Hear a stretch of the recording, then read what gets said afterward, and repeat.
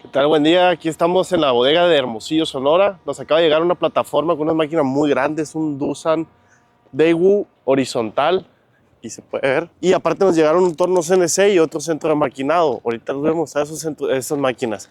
Pero esta máquina es grandísima, ahorita va a llegar un montacargas especial para poder descargarla, de hecho.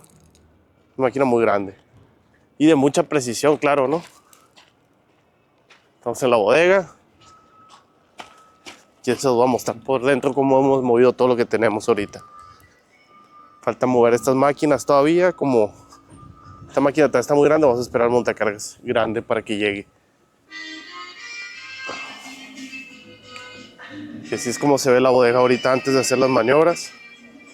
La tenemos llena, casa llena.